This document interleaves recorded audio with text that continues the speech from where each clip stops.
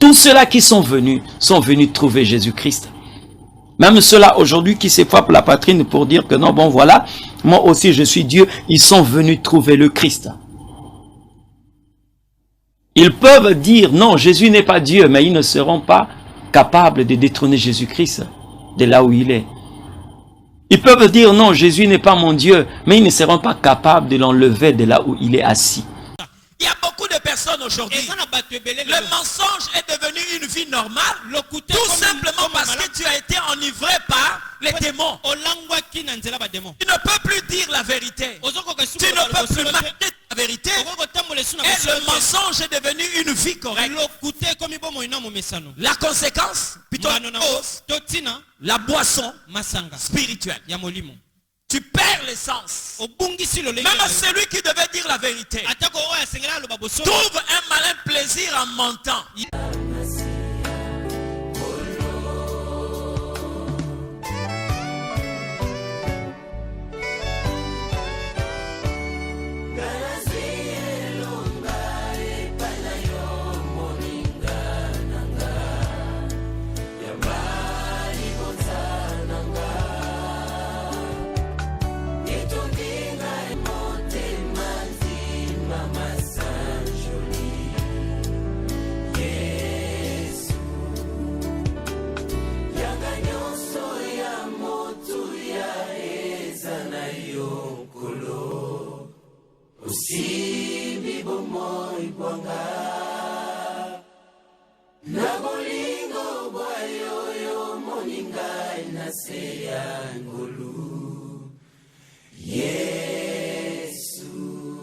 Si tu es homme de Dieu, alors pourquoi tu n'as pas une chaîne de télévision? Pourquoi tu ne passes pas à la radio? Pourquoi tu es à pied? Pourquoi? Mais il y a quelqu'un qui était en train d'arroser cette sémence.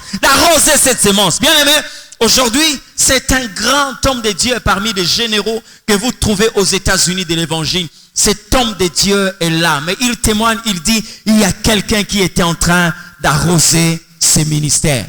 Premièrement, c'était ma femme. Bien aimé, en tant qu'enfant de Dieu, en tant qu'homme de Dieu, surtout dans les services de Dieu, il arrive des moments, même nous qui sommes en train de prêcher, tu t'arrêtes, tu te poses la question, est-ce que Dieu me connaît? Tout homme que Dieu a appelé, si vous avez un ministère connu de Dieu, à un certain moment, vous vous posez la question de savoir, mais est-ce que l'éternel Dieu me connaît? Vous vous êtes déjà retrouvé dans le où es-tu Dieu? Mais dans le où es-tu là, Dieu est tranquille, est en train de vous regarder. Vous devez avoir des personnes. J'ai entendu un collègue pasteur, si vous allez assister à une conférence, il est en train de dire, voilà, j'ai été allé voir un ami qui est en train d'évoluer en Afrique du Sud. Je l'ai trouvé en train de faire autre chose que le ministère. J'ai dit, mais tu pouvais combiner les deux à la fois? Il dit, non, je préférais laisser. Oh, pourquoi? Un jour, ma femme m'a fait raisonner. Elle m'a fait asseoir. Elle me dit ceci. Tu te bats tellement. Je me suis rendu compte. Dieu ne te connaît pas. Soit tu as aimé Dieu, mais Dieu ne t'a pas appelé à faire de telles choses. Tellement que ces doutes-là planaient d'abord dans son esprit. Le fait d'entendre ces choses à un partenaire plus proche, ça l'affectait directement et il a abandonné le ministère. C'est-à-dire, vous avez besoin des gens qui doivent vous arroser. Si vous n'en avez pas, vous devez croire en vous-même. C'est pourquoi vous pouvez faire 38 ans là où vous pouvez recevoir la guérison parce que vous attendez quelqu'un qui doit être à côté de vous. Tu veux être guéri, je n'ai personne. Est-ce que toi, tu es venu là à la piscine pour chercher quelqu'un? Toi, tu es venu pour chercher la guérison. Tu commences à conditionner ta guérison par la présence d'une personne. Amen. Les Philistins sont comme ça. Lorsqu'ils savent que tu as une sémence et que tu as trouvé la bonne terre, la prochaine technique, c'est de couvrir le puits d'eau. Parce qu'ils savent que tu peux s'aimer. Quand tu sèmes, lorsqu'il n'y a pas d'eau, ces sémences-là vont sécher. Tu peux investir, tu peux avoir 4 têtes. Un menu bétail, le gros bétail, c'est bien. Mais lorsqu'ils savent qu'il y a les puits d'eau là, si ces puits d'eau là sont là, ça veut dire qu'ils vont commencer à boire et le troupeau va commencer à se multiplier. Qu'est-ce qu'il faut faire? Il faut enterrer les puits d'eau. Parce que le puits d'eau te donnera de la verdure, mais va multiplier aussi ton gros et ton menu bétail. Vous comprenez ce que je dis? Ça, c'est la technique du diable. Tel que tu es là, tu as besoin du puits d'eau. C'est ça? Hein? Tu as besoin du puits d'eau? Non. Jésus a parlé de cela dans l'Ancien Testament. Parce que si nous avons un puits d'eau, nous serons obligés de nous déplacer pour aller vers ces puits d'eau-là. Mais Jésus a dit à la femme samaritaine, si je te donne l'eau que moi je produis, tu ne viendras pas ici. Dans la nouvelle alliance, nous n'avons pas besoin d'un puits d'eau. Je t'ai donné cette illustration par rapport à l'ancienne alliance, l'Ancien Testament. Mais moi, je n'ai pas besoin d'un puits d'eau parce que là où je suis, si je fonctionne comme un puits d'eau, ça veut dire que j'ai perdu la grâce de Dieu. Nous avons reçu la possibilité de devenir une source. Et Jésus a dit, celui qui croit en moi, les sources d'eau vive jailliront de son sein. Ça veut dire que tel que tu es là, tu n'es pas un puits d'eau, mais tu es une source d'eau. Vous comprenez ce que je dis? Vous devez fonctionner dans la dimension d'une source.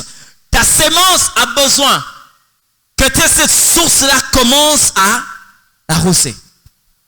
Vous comprenez ce que je dis?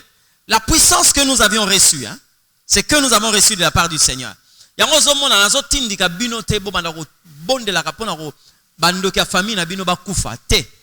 Hein? Non. Je vous interdis, en tout cas, je vous interdis de le faire. Parce que le Seigneur me dit ceci. Par la foi. Vous pouvez dire à un arbre, déracine-toi et va te planter où? Dans la mer. Le psaume est en train de dire ceci. Le juste est comme un arbre planté près d'un courant d'eau. Ça va? Il donne son fruit en sa saison. C'est-à-dire, Ezana Batumususu, Azam méchant parce que Azam sika ya source d'eau. Quand on le déracine, on n'a pas dit couper. Vous comprenez? Ce verset-là est tout à fait différent du verset qui dit, si tu as la foi, tu diras à une montagne, déplace-toi et jette-toi. Quand on a utilisé le verbe jeter, ça veut dire on ne va plus se servir de toi. Ça, c'est le verbe jeter. Mais dans ces versions-là, dans ces versets-là, on a dit, tu diras à cet arbre, déracine-toi. On n'a pas dit couper, mais on dit, déracine-toi et va te planter dans la mer. Ça veut dire quoi? Tu donnes à cet arbre-là la possibilité de mener une autre vie. La foi que tu as ne doit pas seulement tuer des sorciers. La foi que tu as doit faire des sorciers des hommes corrects. Comprenez ce que je dis? Maintenant, lorsqu'il quitte l'endroit où il était, il est maintenant dans une source.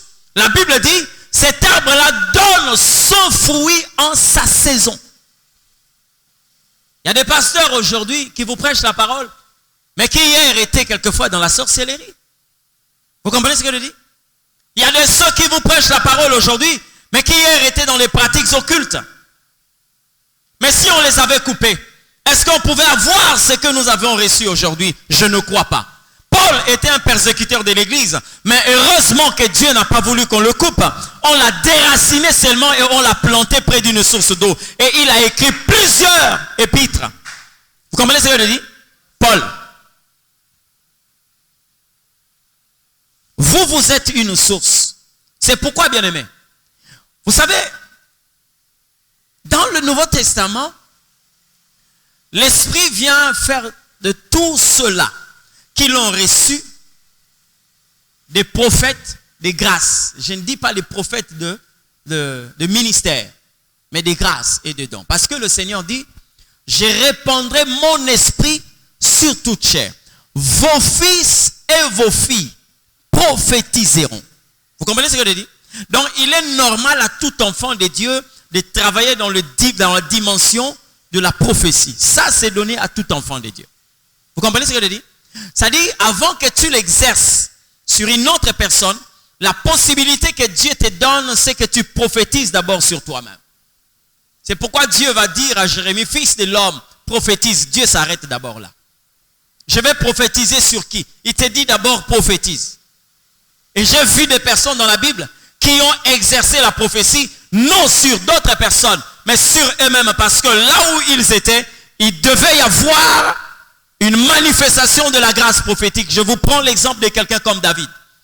Il va se retrouver quelque part dans le désert où Saül est en train de le poursuivre. Lui n'a rien dans la poche pour aller consulter un prophète parce que Samuel était déjà mort. Il n'avait rien dans sa poche. Il s'est arrêté lui-même. Il a déclaré, moi je ne mourrai point, je vivrai et je déclarerai les œuvres de l'Éternel. Il n'a pas parlé à quelqu'un d'autre, mais il a prophétisé sur lui-même. Vous comprenez ce que je dis? C'est-à-dire, quand tu t'élèves, tu dois travailler dans cette dimension. La sémence est tienne. C'est ta sémence.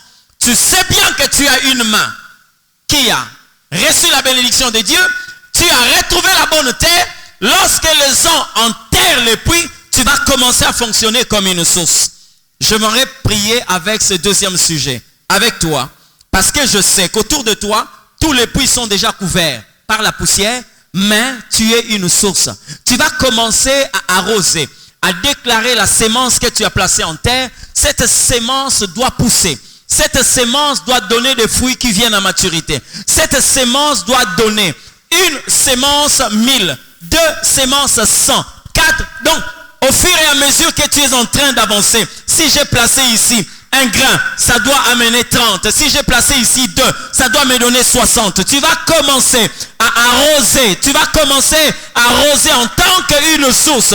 La sémence, la terre, là où tu as placé ta sémence, élève ta voix, commence à prier dans le nom de Jésus. Non, je vais t'entendre prier. La source ne fonctionne pas comme ça. C'est comme si tu n'es pas sûr de ce que tu es en train de faire. Tu vas commencer à prier. Parce que là, tu es en train de regarder le puits qu'on a enterré. Parce qu'on a enterré des puits qui t'empêchent d'arroser. Qui t'empêchent d'arroser. Et de tancher la soif de ton troupeau. Commence à déclarer au nom de Jésus. Gloire à ton nom, le Seigneur des Seigneurs. J'aimerais que tu pries, bien-aimé, prie le Seigneur. Prie le Seigneur, prie le Seigneur. Déclare, cette sémence va pousser. Cette sémence va pousser. Ton ministère a aussi besoin que toi tu l'arroses. Tu le déclares, je ne serai jamais la queue, mais je suis toujours la tête. Moi, je ne veux pas être arrêté par les hommes. Je ne serai pas écrasé par la pensée des hommes. Je suis un vaillant soldat de l'armée de Jésus-Christ. Je suis celui qui oriente le monde et révèle au monde le vrai chemin à suivre. Oui, je ne serai jamais écrasé par le diable. Je ne serai jamais au nom puissant de Jésus. Au nom puissant de Jésus. Prie le Seigneur. Arrose ta sémence. Arrose ta sémence. Arrose ta sémence. Bien-aimé, tu peux aussi avoir des enfants. Ces enfants qui ne sont rien, qui ne savent pas fonctionner, qui ne savent pas monter des classes, qui ne savent pas expérimenter des choses extraordinaires. Mais bien-aimé, par tes paroles, tu peux donner à ces enfants une vie qu'ils n'ont pas. Parce que tu dois les arroser nuit et jour. Tu dois les arroser nuit et jour. Tu dois les arroser au nom de Jésus. Prie le Seigneur.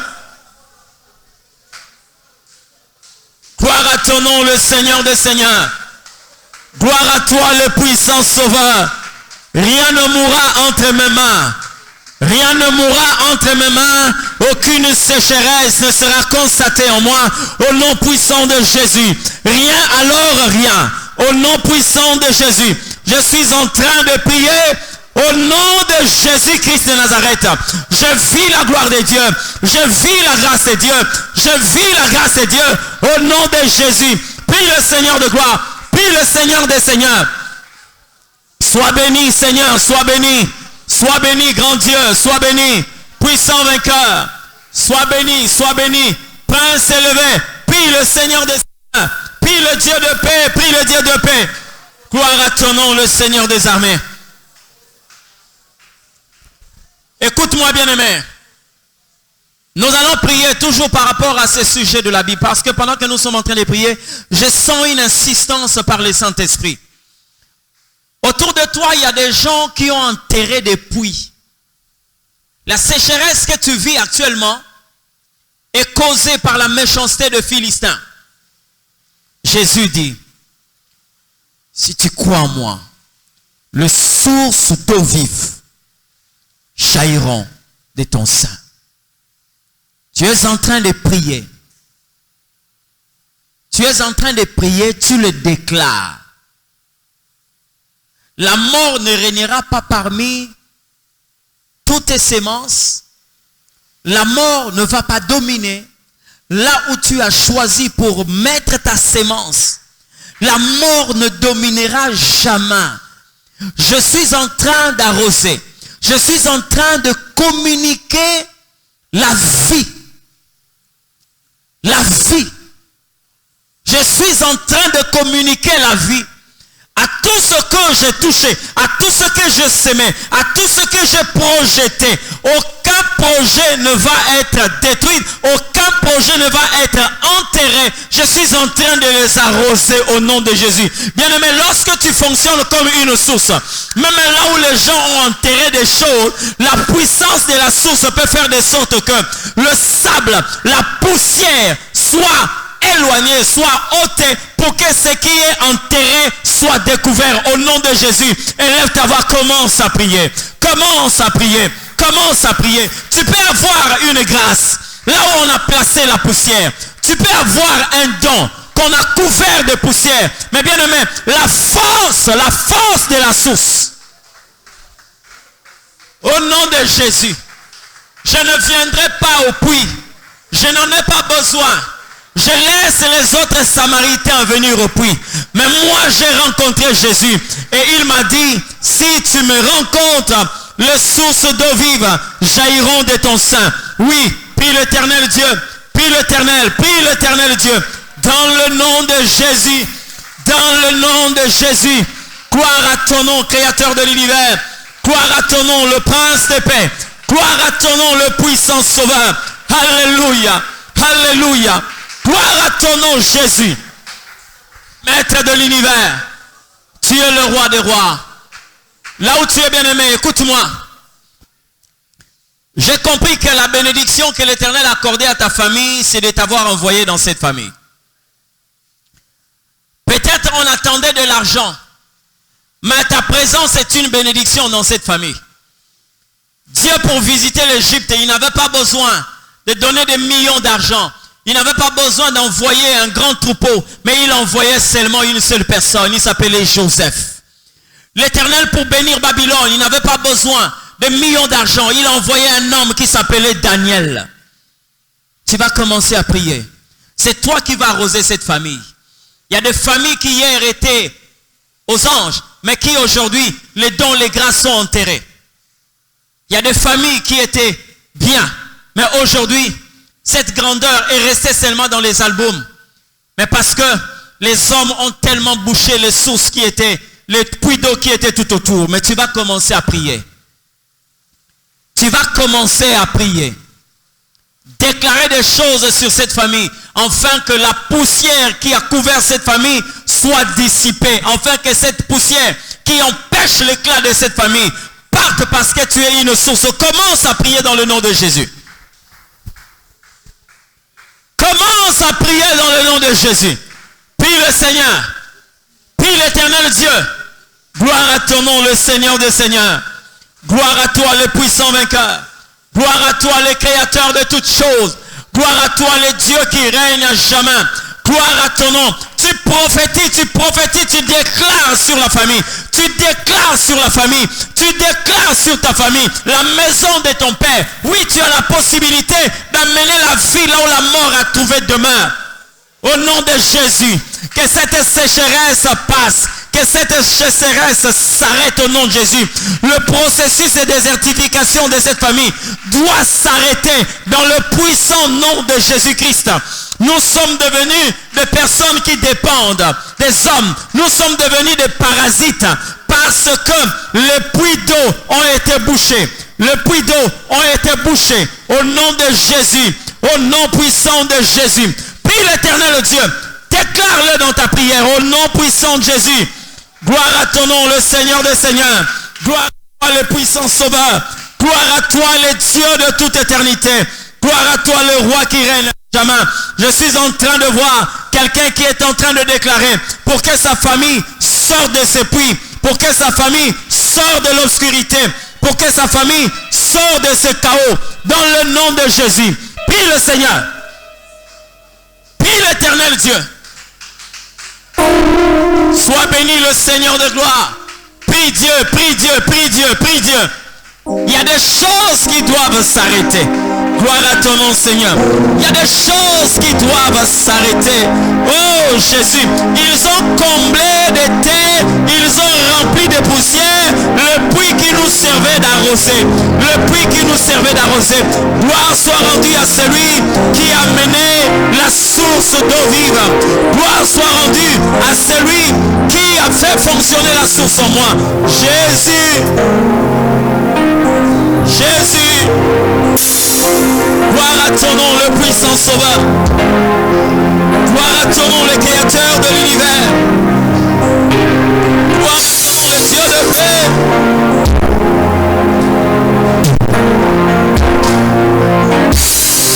Au nom de Jésus. Que l'Éternel Dieu te bénisse. Mettons-nous, mettons-nous. Et par le ciel, perfection de la séance pagée. Il y a un autre élément. Et ce troisième élément, c'est lorsque la sémence rencontre le poison de la désobéissance. Là, c'est la responsabilité de l'homme. Écoute-moi très bien. Tu peux être une source d'eau. Tu peux trouver la bonne terre. Tu peux avoir une bonne sémence. Mais faites attention. Parce que, bien aimé, l'obéissance à l'égard du Seigneur, c'est dans ce que nous ne voulons pas. Comprenez ce que je dis? Le sens de l'obéissance, c'est dans ce que vous ne voulez pas. Aujourd'hui, quand tout le monde veut aller en Europe et que le Seigneur te dit, lève-toi, va au Canada, lève-toi, va aux États-Unis, lève-toi, va en France. Si on veut aller en Amérique, si on veut aller en Europe, si Dieu nous dit ça, bien aimé, vous n'allez pas vraiment parler de l'obéissance parce que je ne vois pas quelqu'un à qui Dieu dit ici que demain tu vas partir au Canada et qui dise au Seigneur, non, je vais rester pour moi à Massina. Je ne vois pas. Ok? Mais c'est lorsque vous avez la pensée d'aller partout dans le monde. Premièrement, les États-Unis. Vous avez déjà le passeport. Vous avez le visa. Vous avez fait une réservation. Mais le Seigneur vous dit, vous avez 3 ans, vous allez aller à Guadeloupe. À Guadeloupe, là-bas pour servir. Hein? Vous voyez le sens là que Dieu vous indique là. Si vous dites oui, malgré que vous voulez aller aux États-Unis, mais l'Éternel Dieu dit, va à Guadeloupe, va à, je sais pas, à Chikapa, va dans le fin fond du Bandundu là-bas, dans le Congo central, va à Ituri, à Beni. Lorsque vous y allez, c'est ça le sens de l'obéissance. Beaucoup d'enfants de Dieu aujourd'hui veulent utiliser Dieu dans ce qu'ils sont en train de faire. Moi je dis souvent, bien aimé, ça peut vous scandaliser, mais retenez ça comme ça. Je n'aime pas associer Dieu dans ce que je fais. Ça va vous scandaliser. Je suis un homme. Il y a des choses quelquefois que je fais, mais je n'aime pas associer Dieu. Mais moi j'aime être associé dans ce que Dieu fait. Parce que dans ce que Dieu fait, quand je suis associé, j'ai la garantie d'aller de l'avant. Mais quand toi tu fais quelque chose et que tu veux associer Dieu, quelquefois Dieu n'est pas partant. Vous comprenez? Le succès, c'est lorsque vous êtes associé dans ce que Dieu fait. Et je vous conseille de fonctionner de la sorte. Avant que vous puissiez faire quelque chose, cherchez d'abord à connaître est-ce que c'est dans la volonté de Dieu. L'obéissance, c'est dans ce que vous ne voulez pas. Et beaucoup d'enfants de Dieu aujourd'hui vivent dans la désobéissance.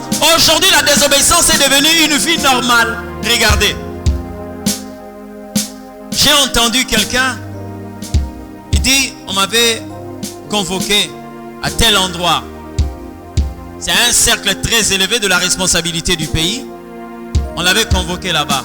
Mais bien aimé, c'était à 8 heures qu'on devait le recevoir, mais il a quitté la maison à 6 heures. Il est arrivé là-bas à temps et à temps. Pourquoi il devait rencontrer un homme mortel comme lui? Parce que c'est le président. Vous comprenez un peu? Mais vous savez quoi? Dieu est plus qu'un président. J'ai vu des gens, j'ai grandi dans ces quartiers, à l'UPN, des amis. Quand vous rentrez par exemple au salon, vous voyez son père avec le président Mobutu, son père avec... Vous comprenez un peu? Aujourd'hui, cette influence-là est restée dans des albums. Certains sont en train même de se disputer le transport, l'esprit de vie, des yas, des taxis. Mais pourtant, c'était le conseiller, c'était le garde du corps. Il était responsable de la ceinture verte au niveau de la présidence. Mais aujourd'hui là, c'est des gens dont l'influence appartient maintenant au passé. Mais ceux-là qui ont marché avec Dieu et qui marchent avec Dieu jusqu'à aujourd'hui, Dieu n'est pas un Dieu du passé de la Deuxième République. Il n'est pas un Dieu du passé de la Première République, moins encore de la Troisième République. Ceux qui marchent avec Dieu, ils ont toujours Dieu à leur côté. La personne qu'il faut plutôt craindre et respecter, aimer, c'est l'Éternel Dieu. Mais regardez la manière dont les hommes se comportent.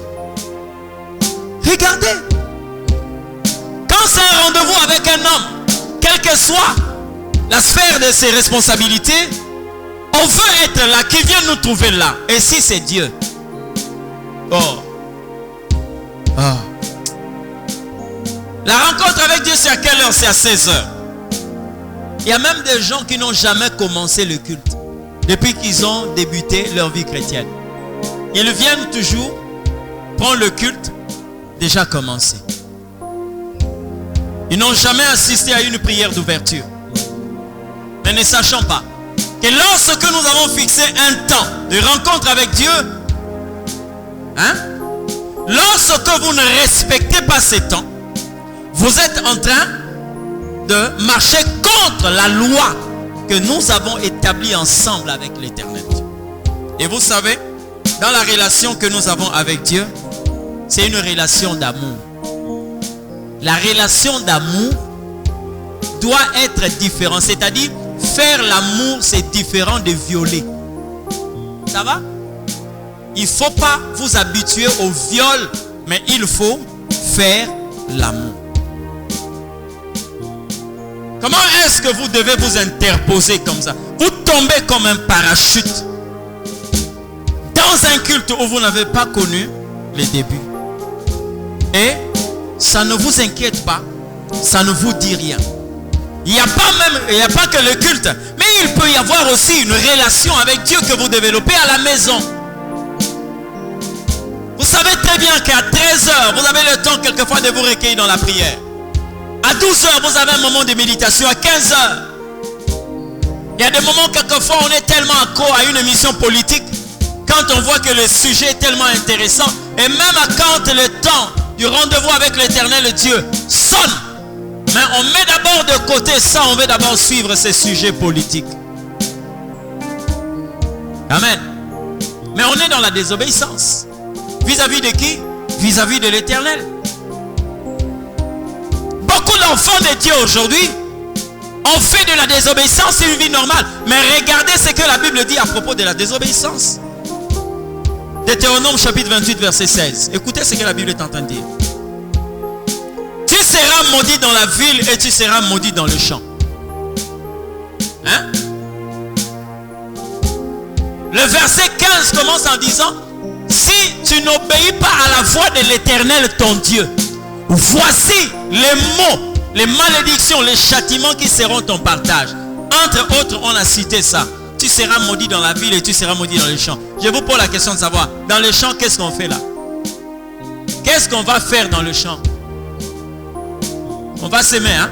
C'est-à-dire, tu peux avoir une bonne terre, une bonne sémence, tu peux être une source, mais lorsque tu vis dans la désobéissance, la loi de la désobéissance va te rattraper parce que tu vas être frappé par la loi de la désobéissance malgré que tu as trouvé une bonne terre. J'aimerais dire à quelqu'un, ne vis plus jamais dans la désobéissance à l'égard de l'Éternel. Il est mieux que les hommes te détestent, mais que l'Éternel, le Dieu, approuve ce que tu fais. Mais ne cherche pas à être acclamé par les hommes et que l'Éternel, le Dieu, te rejette.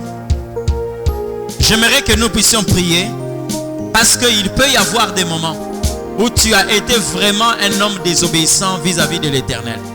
Par rapport à ta relation avec Dieu, je n'ai même pas touché aspect dîme, offrande ou je ne sais pas quoi, parce que là aussi, beaucoup d'enfants de Dieu ont vraiment trouvé de l'équilibre dans le vol des dîmes, des offrandes.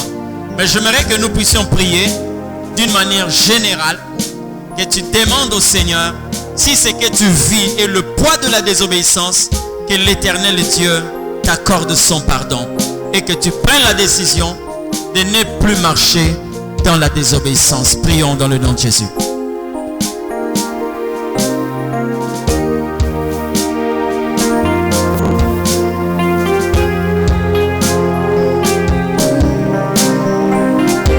J'aimerais que tu utilises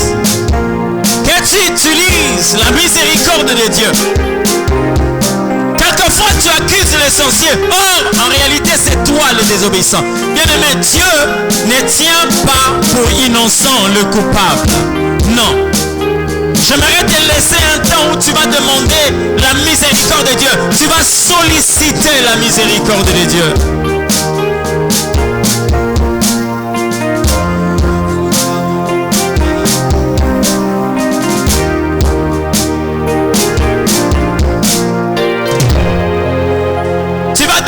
Dieu, sa miséricorde. Combien de fois l'Éternel Dieu t'a interdit certaines choses, mais tu continues à le faire?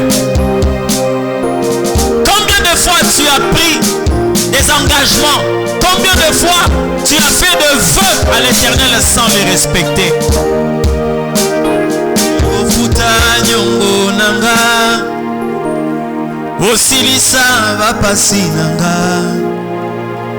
Tinini na nyokwama Osio nyokwama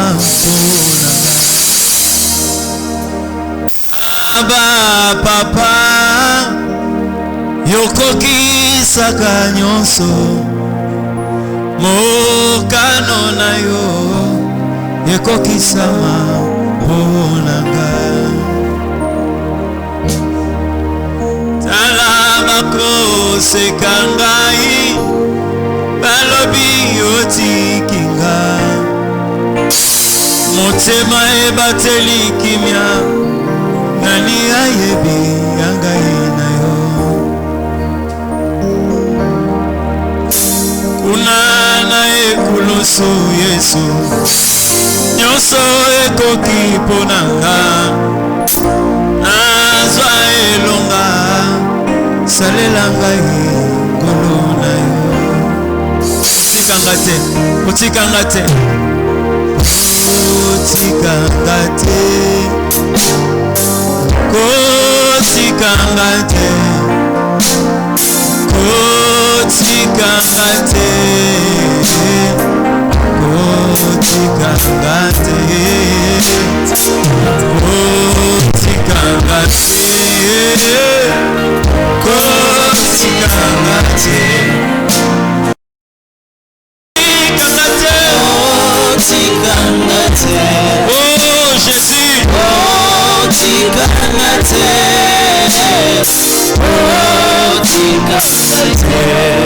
demande à Dieu la miséricorde par rapport à la désobéissance.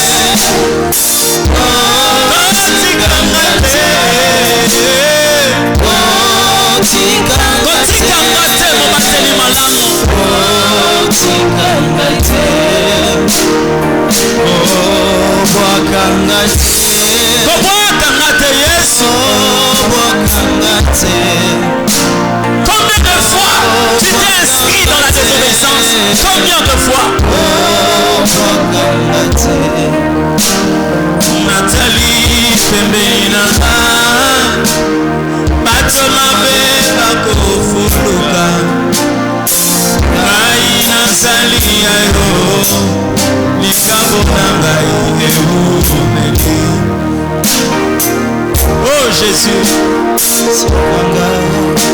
Regarde, tu peux être le responsable de cette improductivité.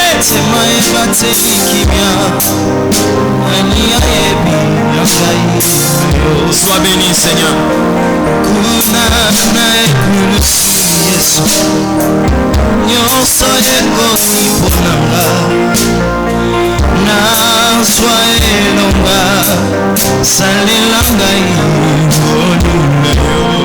Là où tu es, tu vas seulement lever ta main droite. Déclare-le. Je suis béni dans la ville et je suis béni dans le champ. Dis-le à haute voix. Je suis béni dans la ville et je suis béni dans le champ. Désobéissance, éloigne-toi de moi à partir de ce soir. Au nom de Jésus, je suis doté de la sémence d'obéissance. Je suis appelé à obéir à l'Éternel. Au nom de Jésus. Amen. Quatrième élément. Lorsque vous êtes en train de s'aimer, dans le domaine spirituel, il y a un autre élément qui peut s'ériger en obstacle contre vous. Mais je vais traiter ces deux éléments ensemble. Il y a d'abord les endroits pierreux et il y a aussi les ronces et les épines. Écoutez-moi très bien. Lorsque Jésus est en train de prêcher sur la parabole du sémeur, il dit ceci: une partie de la sémence tomba là où il y avait des pierres. Dès que la sémence est tombée, elle germa aussitôt. Mais la sémence ne pouvait pas donner de fruits. Pourquoi? Parce qu'il n'a pas trouvé un sol profond. Je vais te parler d'abord sur l'endroit pierreux. Qu'est-ce qui se passe? Vous pouvez être poussé à semer là où il y a des pierres. Mais vous n'allez pas voir les pierres parce que dans la parabole ici, c'était un endroit là où il y avait le sable, mais il y avait peu de sable parce que là au fond, il y avait quoi? Des pierres. Ça veut dire ceci: il peut y avoir des endroits où vous pouvez juger superficiellement bon, mais profondément, il y a des choses qui doivent détruire votre sémence ou empêcher votre sémence de grandir. C'est le cas qui est arrivé à Lot. Lorsque Lot marchait avec Abraham, la Bible dit il y a eu querelle entre les bergers de Lot et les bergers d'Abraham. Abraham appela son neveu, il dit: nous sommes un seul peuple. Pourquoi nous allons nous disputer? Alors, regarde la contrée. Choisis là où tu peux partir. Si tu vas à gauche, moi j'irai à droite. Si tu vas au nord, moi j'irai au sud. La Bible dit quoi? Lot leva les yeux. Il regarda la plaine de Sodome qui apparaissait comme un jardin de l'Éternel. Vous connaissez le jardin de l'Éternel? Oui. La plaine de Sodome, il voyait de loin comme un jardin de l'Éternel parce que il y avait de la verdure. Et comme Lot avait le troupeau, il savait que s'il y a de la verdure là-bas, c'est que il y a de l'eau d'une manière abondante et il y a aussi la verdure. Ok? Donc dans sa pensée, il dit: je vais partir là-bas parce que je dois multiplier ces troupeaux. Il a oublié là où il était en train de voir la verdure, en dessous il y avait quoi? Le péché. Vous avez déjà vu comment les cultivateurs travaillent? Les gens qui font des chevaux champêtres, hein? D'autres même vont acheter des excréments de chauve-souris. Ça veut dire, ils vont placer cela en dessous, ça fertilise la terre. Et lorsque vous regardez un champ, vous voyez des légumes comme ça. Mais en dessous là, il y a ce qu'eux appellent du fumier, mais en réalité ce sont des excréments. Vous comprenez ce que je dis? C'est comme ça que Lot est sorti avec un troupeau. Il est entré avec un troupeau, mais il est sorti les mains vides. Pourquoi? Parce qu'il a ignoré ce qui était en train de se cacher en dessous. Vous comprenez ce que je dis? Ça c'est une technique du diable. Il fait de sorte que vous allez semer là où il y a peu de terre. Mais comme vous n'êtes pas révélé par rapport à la profondeur, c'est pourquoi moi je hais des gens qui sont superficiels. Hein? Je hais les gens qui sont superficiels. J'aime ceux-là qui sont profonds. Parce que quand vous vivez avec des gens qui sont profonds, ils vont vous conduire dans la profondeur. Et l'arbre grandit de deux façons. L'arbre, pour atteindre les hauteurs, il doit d'abord atteindre les profondeurs. Vous comprenez ce que je dis? C'est pourquoi Jacob va révéler le secret de l'élévation, c'est d'abord le profondeur. Il dit, c'est ici la porte des cieux.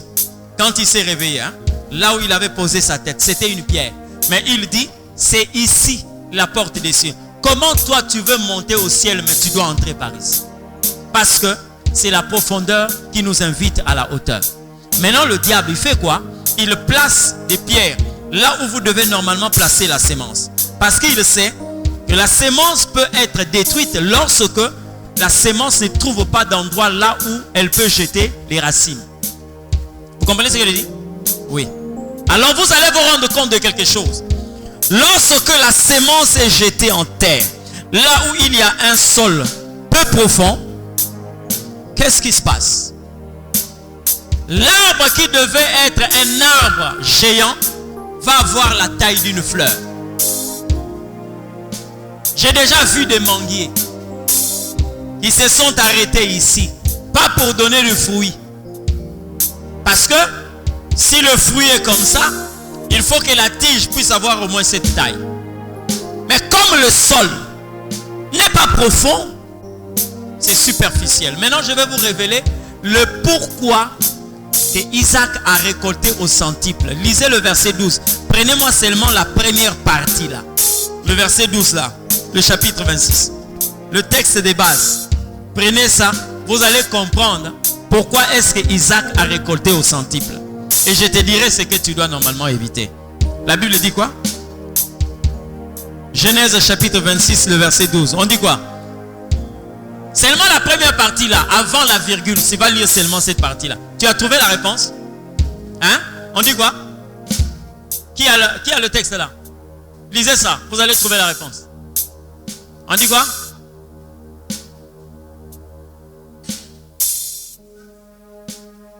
C'est tout. Non, c'est seulement jusque là. Répétez ça.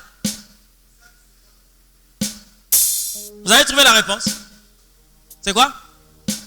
Le secret c'est quoi?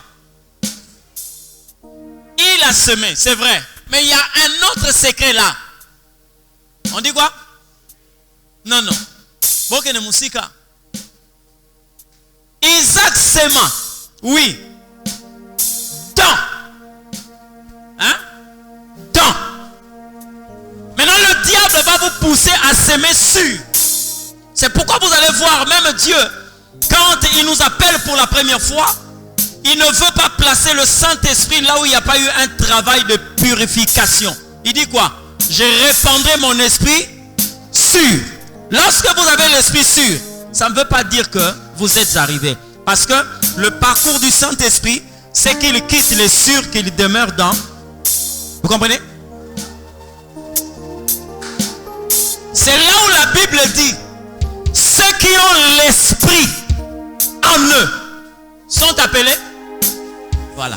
Maintenant écoutez, lorsqu'il y a l'esprit sûr, j'ai répandu mon esprit sûr, Dieu vous appelle comment?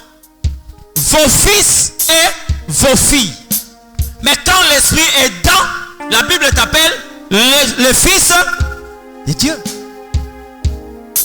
Tous ceux qui ont en eux l'esprit de Dieu sont appelés fils de Dieu.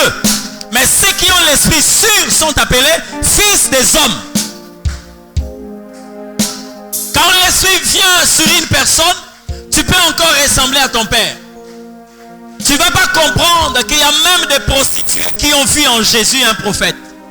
Elle sent encore la prostitution, mais elle dit au Seigneur, je vois que tu es un prophète. Or, lorsque quelqu'un dit, je vois que tu es un prophète, c'est la dimension de la vision parce qu'on les appelait les voyants. Mais celle qui dit ça, c'est la Samaritaine. Elle est en train de vivre avec un homme d'autrui. Elle a eu 5 maris. Et elle vit avec un homme d'autrui. Mais elle a la possibilité de voir que Jésus était un prophète. Je vois que tu es un prophète. Ok? Lorsque la sémence est sûre, donc le diable vous pousse à placer votre sémence sûre. Donc dans tout ce que tu veux faire, ne sois pas superficiel. C'est pourquoi je vous ai dit, moi je hais les gens qui sont superficiels. Nga landaka batu nyonso te. Ozokanga? Nga landaka muto na moni ke oza mozindo. Poso koti na mozindo, otika nga na mozindo. Parce que na koyeba ko nager lokola yo te. Soki to kiti na mozindo oyo zo kita wana. Comme na yebi ko nager te, il faut nga na kita koleka yo. Ne soyez pas superficiels. Si Isaac a récolté parce qu'il a semé dans le pays, c'est ça le secret. Quand tu entreprends quelque chose, ne sois pas superficiel. J'ai dit un jour à un groupe de gens, je leur ai dit ceci. Je vous donne un conseil. Na forcé mutumoko tazala mu Kristo awa.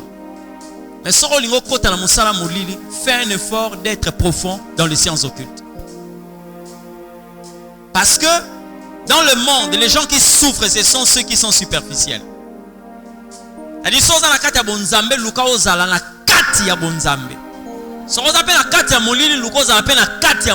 C'est pourquoi vous voyez même il y a des sorciers qui bouffent le sorcier. Tellement superficiel. Vous comprenez ce que je dis? Mais sois profond. Si Isaac a récolté, c'est parce qu'il a semé non sûr, mais il a semé dans. Il était tellement profond. Tu dois arrêter avec ce qui est superficiel. Vous savez bien aimé, à chaque instant que vous avez l'occasion de faire quelque chose, faites cette chose comme si c'était le dernier jour de votre existence. Comprenez ce que je dis? Ouais. Il y a prié et prié. Pourquoi est-ce que la Bible est en train de dire que le Christ en priant, sa sueur était devenue comme des grumeaux de sang? Ça ne vous dit rien? Élie était un homme de la même nature que nous. Il pria avec instance. Et le ciel fut fermé. Et pourtant Dieu a dit, aussi longtemps que la terre et le ciel et la terre vont subsister, il y aura l'alternance des saisons. Mais pour la première fois, la saison sèche a fait 3 ans et demi. C'était par la prière d'une personne, Élie. La Bible dit, il prie encore et le ciel fut ouvert. Ne sois pas superficiel, sois profond. Je te parlerai un jour le caractère profond de tous ceux qui sont dans l'investissement, comment ils agissent. Parce que le problème ici, c'est qu'il y a plusieurs points et le temps est en train de nous déranger. Le temps ne joue pas à notre faveur. Non seulement qu'il était en train de travailler, il était profond, mais il a compris qu'il ne fallait pas être superficiel. Vous comprenez ce que je dis? Il n'était pas superficiel. Il y a des gens jusqu'aujourd'hui qui ont gardé ce qu'on appelle le record mondial. Carl Lewis n'est plus sur terrain. Il n'est plus athlète comme avant. Mais bien aimé, il a effectué ou encore il a réalisé un record qui jusque-là, personne n'a battu ces records-là. Mike Tyson n'est plus sur le ring. Mais la performance qu'il a réalisée, les exploits qu'il a réalisés, fait de lui jusqu'aujourd'hui un homme talentueux dans ces domaines-là. Mais pourtant, il ne combat plus. Je l'ai vu dernièrement en train de... Bon, il est devenu un acteur du cinéma. Mais ce qu'il a fait pendant qu'il était là. Vous comprenez ce que je dis? Comment les gens ont su que David joue très bien? Et pourtant, il ne jouait que devant les animaux. Nous connaissons un fils de Jessé. Il joue très bien. Même quand tu es devant des animaux, joue très bien. Amen. Vous connaissez la manière dont le révérend T.D. Jakes a commencé à monter dans son ministère? L'église, cette église est grande. L'église de Brazzaville, je ne sais pas même si on peut mettre dans son église peut-être 7, 8, 15 fois. Lorsque il prêchait, devant une poignée de personnes.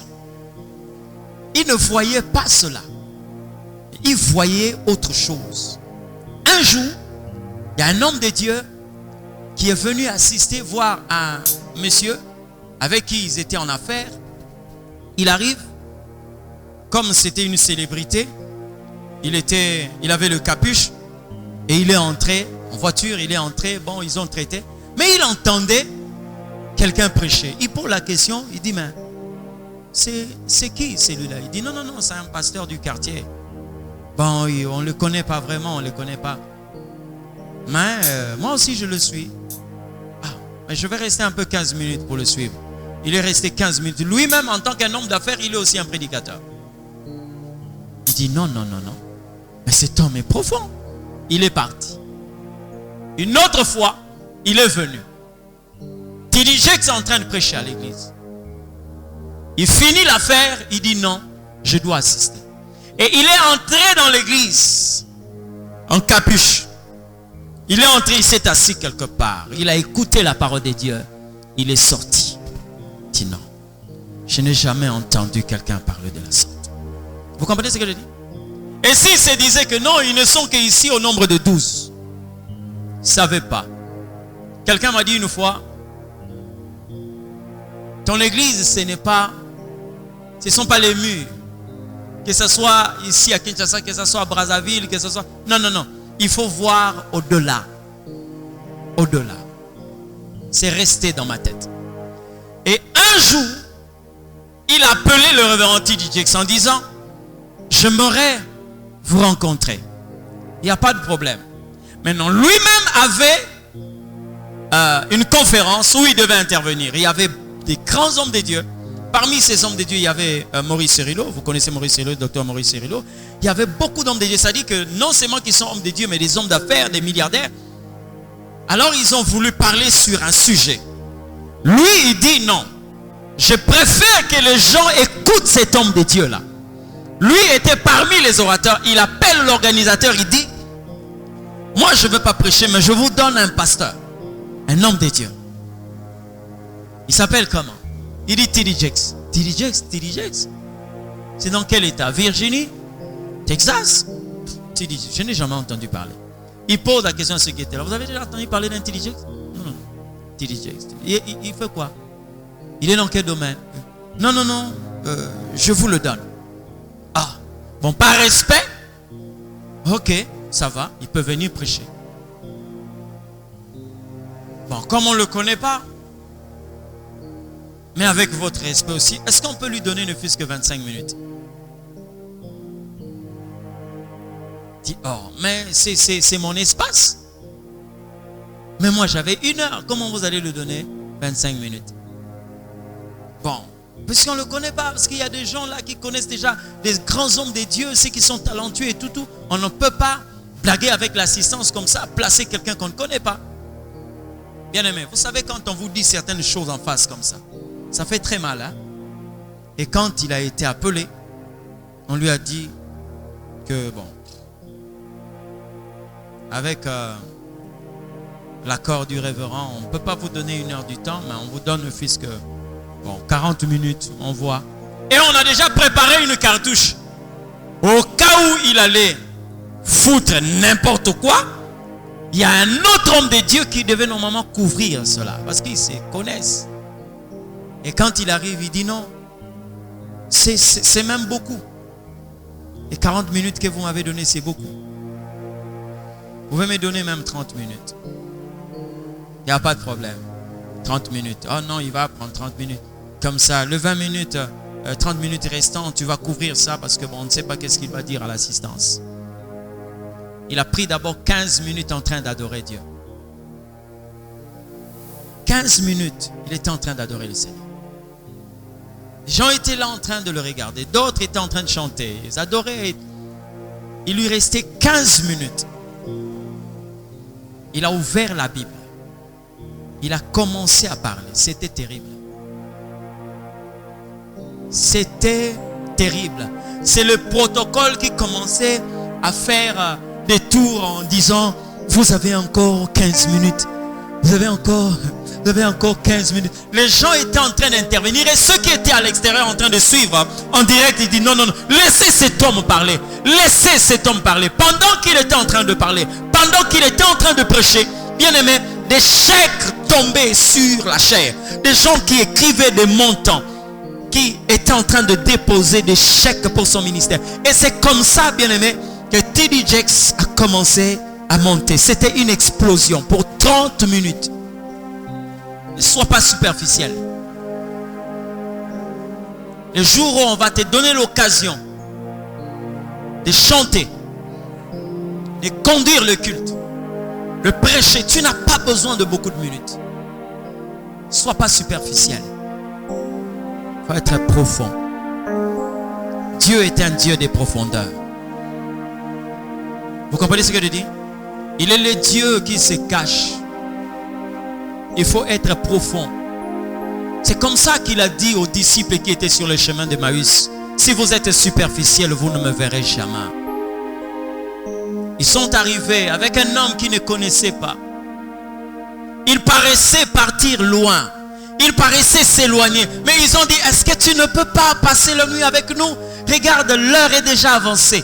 Il est entré dans leur maison. Dans leur maison. Bien aimé, si vous m'invitez chez vous, vous me dites: non, docteur, mettez-vous ici, on peut vous proposer quelque chose. Bien aimé, si je me lève pour aller ouvrir votre réfrigérateur, vous allez me trouver de quelqu'un d'indiscipliné. Ah, mais le pasteur là n'est pas civilisé. Il est entré dans notre cuisine. Il a commencé à se servir. Mais Jésus est entré dans la maison d'autrui. Ce sont eux qui t'ont invité. Mais la Bible dit: il prit le pain, il rompit et il leur donna. Comment ça? Mais tu es comment? C'est pas ta maison ici. Le pain, mais tu attends qu'on puisse te servir. Mais lui, il a pris le pain dans une maison qui ne lui appartenait pas. Il va rompre le pain et il va leur donner. Parce que lorsque vous regardez le pain, il y a ce que nous appelons la croûte du pain et il y a la mie du pain. La mie, c'est-à-dire ce qui est à l'intérieur. Tu ne peux jamais découvrir la mie du pain si tu n'as pas rompu la croûte du pain. Jésus était en train de le dire ceci: vous marchez avec quelqu'un, vous ne le connaissez pas parce que vous êtes superficiel. Mais lorsque vous allez découvrir les profondeurs, vous allez le connaître. Et quand il a rompu le pain, la Bible dit: leurs yeux s'ouvrirent, mais Jésus disparut. Jésus disparut. Frère, ma soeur, lorsque tu as l'occasion, lorsque tu as l'occasion, on t'invite quelque part et on te dit: fais-nous à manger. Mon color olamba wana, il faut batuba tikala na penser wana que nanu tolia biloko aboyete. Comprenez ce que je dis? Nous n'avons jamais mangé de la sorte. Pour récolter, Isaac a semé dans.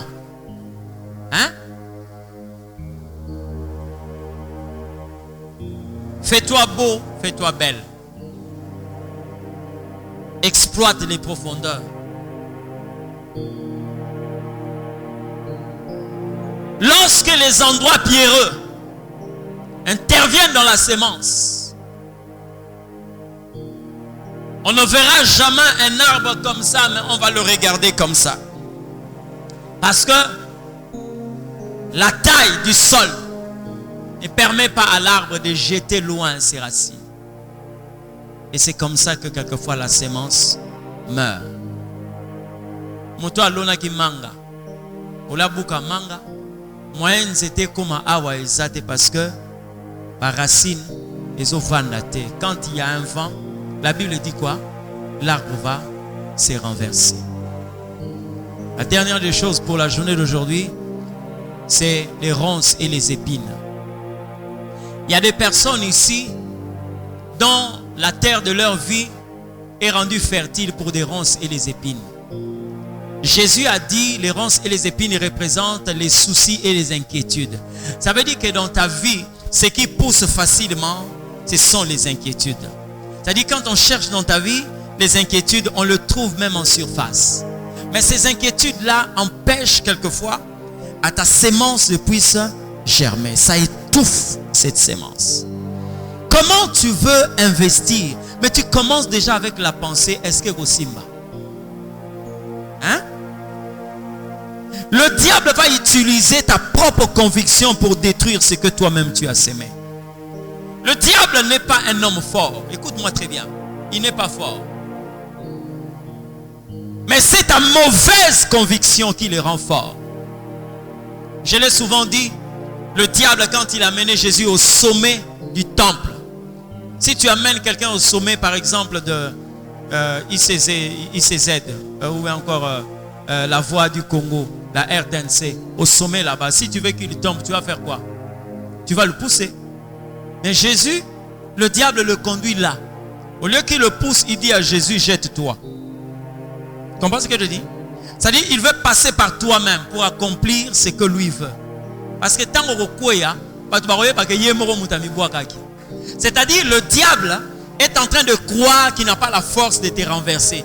Mais il veut te faire croire que tu seras renversé. Et quand tu acceptes ça, tu es renversé. Comment tu n'as pas encore commencé une activité?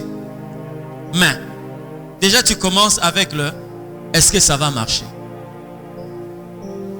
Dans la période où il y a sali Cameroun, est-ce que ça va arriver? Est-ce que ça va tenir? Bien aimé, ne sois pas ceux de l'école de Saül. L'école de Saül enseigne un géant qui est chez les Philistins. Comment est-ce que toi on a oué un jeune garçon dans ton royaume? Mais toi tu vas apprendre que non, il y a un enfant là-bas qui est un homme de guerre depuis l'âge de 5 ans. Comment toi tu ne peux pas apprendre ton propre royaume, tu vas apprendre le royaume d'autrui? Hein? C'est Saül qui commence à dire à David, ce garçon-là est un enfant, est un homme de guerre depuis l'âge de 5 ans. Donc il y a un problème dans mais pourtant dans ton royaume, il y a un jeune garçon qui a tué un lion et qui a tué un ours, mais tu ne le connais pas. Toi tu veux aller apprendre la guerre que Goliath a commencé à soutenir depuis l'âge de 5 ans. Comment ça? Comment? Tu n'as pas encore commencé une activité, tu commences déjà à développer la négativité. Heureusement, vous savez, lorsque vous rencontrez Dieu, vous devenez têtu. Vous aurez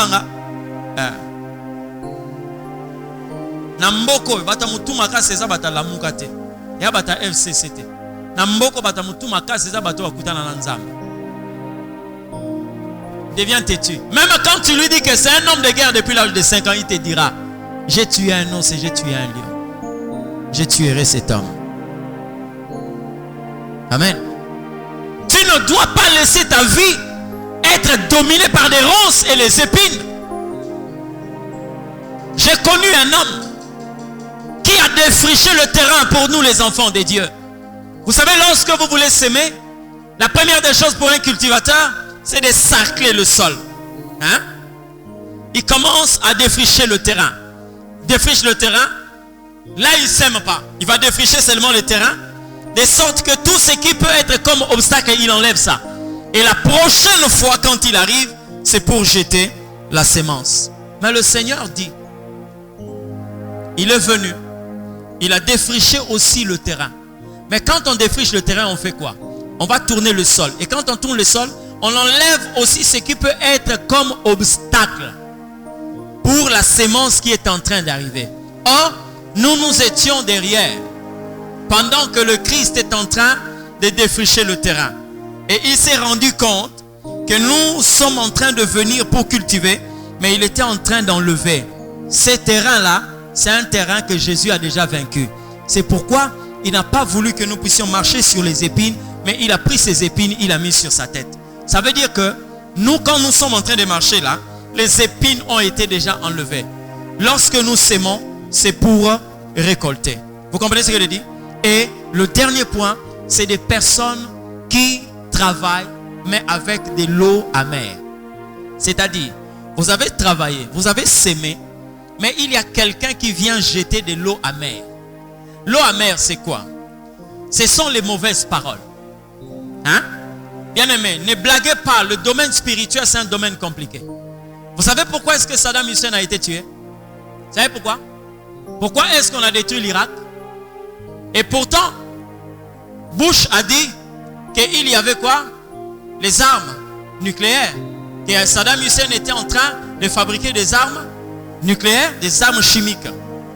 Mais quand ils ont attaqué l'Irak, ils ont trouvé aucune arme chimique. Et Saddam Hussein avait été tué. Lorsqu'on a posé la question à Bush, pourquoi vous avez détruit l'Irak et que vous avez accusé faussement Saddam Hussein, vous connaissez sa réponse? Il a dit quoi? J'ai accompli la prophétie. Vous avez déjà suivi ça? Vous savez de quelle prophétie il est en train de parler? Lorsque on a détruit Jéricho, Babylone, Josué a dit ceci: maudit soit celui qui bâtira cette ville. Maudit soit celui qui bâtira cette ville. L'actuel Irak, c'est l'endroit où a été détruit par le serviteur de l'Éternel. Mais quand Saddam Hussein arrive, ne connaissant pas cette prophétie, mais cette prophétie l'a rattrapé. Aujourd'hui, si vous allez en Irak, tout ce que Saddam Hussein avait construit a été détruit. Pourquoi? Il y a quelqu'un qui a parlé. Ça veut dire quoi? Vous pouvez construire, plutôt vous pouvez s'aimer, mais il peut y avoir quelqu'un qui est là pour jeter de l'eau amère sur ce que vous avez sémé. C'est pourquoi la Bible est en train de dire: toute arme qui sera forgée contre toi sera nulle et sans effet. Il y a quelqu'un qui a lu déjà la deuxième partie de cette promesse. On dit quoi? Toute langue qui s'élèvera en justice contre toi, tu la condamneras. Nous voulons prier. Levez-vous. Nous voulons prier l'Éternel Dieu. La Bible dit: la parole de Dieu est comme un marteau, que toute pierre qui est dissimulée dans le terrain où tu es appelé à semer, que cette pierre soit brisée. Nous avons 3 sujets de prière. Nous prierons pour des endroits pierreux. Nous prierons pour des ronces et les épines. La sémence qu'on ne mange pas mais qui fait que notre vie devienne amère. Et nous prierons pour les mauvaises paroles qui rendent nos champs improductifs. Tu vas d'abord élever ta voix.